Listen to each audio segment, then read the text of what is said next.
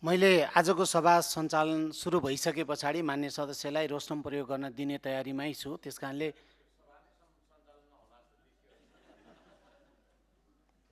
हुन्छ, मान्य सदस्य हर्कराज राईलाई समय दिन्छु।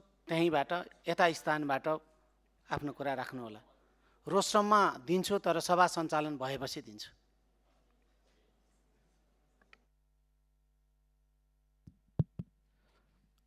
धन्यवाद सभामुखज्यूलाई र सबैजनालाई माया सम्झना।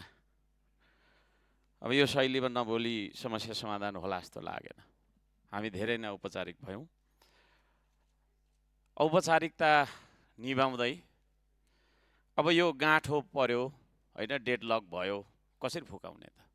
यसमा एउटा जिम्मेवार व्यक्ति म पनि हुँ। अब गाँठो पर्यो, प्रधानमन्त्रीज्यूलाई बोलाएकै गर्ने, उहाँ आउँदिन भन्नुहुन्छ, पक्रेर लिएर बोकेर ल्याउने चलन छैन। सभामुखज्यूले ल आउनुपर्छ भन्दा उहाँ मान्नुहुन्न।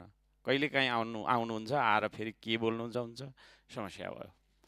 त्यसले गर्दाखेरि म आज एउटा सङ्कल्प प्रस्ताव पेश गर्न चाहन्छु।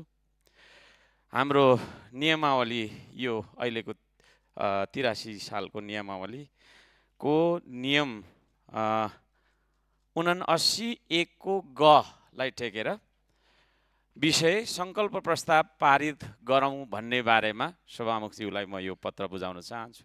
सभामुख महोदय, प्रस्तुत विषयमा मिति 2083 2 महिना 17 गते प्रतिनिधि सभाको आकस्मिक बैठक बसिरहेको बेला, त्यो तालिका बाहिरको थियो, त्यसले गर्दा मैले आकस्मिक भने, प्रधानमन्त्रीज्यूले सभामा उठेका प्रश्नहरूको उत्तर दिने क्रममा नेपालले पनि भारतको सीमा धेरै ठाउँमा मिचेको छ भन्ने राष्ट्र विरुद्धको अभिव्यक्तिलाई सभाको रेकर्डबाट अविलम्ब हटाउँदै प्रधानमन्त्रीको समेत लिखत वक्तव्य समावेश गरी आगामी दिनहरूमा नेपाल सरकारको प्रधानमन्त्री, मन्त्रीहरू, प्रतिनिधि सभाका सांसदज्यूहरू कोही कसैले यस्तो राष्ट्रघाती र तथ्यहीन अभिव्यक्ति कहीँ कतै नदिने, दिन नपाउने, साथै राष्ट्रिय सार्वभौमिकता र राष्ट्रिय अखण्डताको सवालमा सत्ता पक्ष या प्रतिपक्ष नभनी सबैले दलीय या वर्गीय स्वार्थ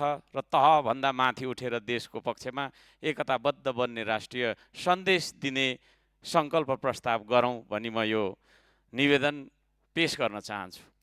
र यो प्रस्ताव पारित गरेर हामीले यो गाँठोलाई फुकाउँ। जनताले हामीलाई भोलि आफ्नो निर्वाचन क्षेत्रमा जान दिन्छन् जस्तो मलाई लागेको छैन। खाली त्यहाँ झगडा गर्दै बस्छौ तिमीहरू भनेर सत्ता पक्षका सांसदज्यूहरूलाई पनि गाली गरिरहेका होलान्, हामीलाई पनि गाली गरिरहेछ। त्यसले गर्दाखेरि अब यो जिम्मेवार बन्ने कुरा हो। म यो पत्र त्यहाँ बुझाउन चाहन्छु। धन्यवाद।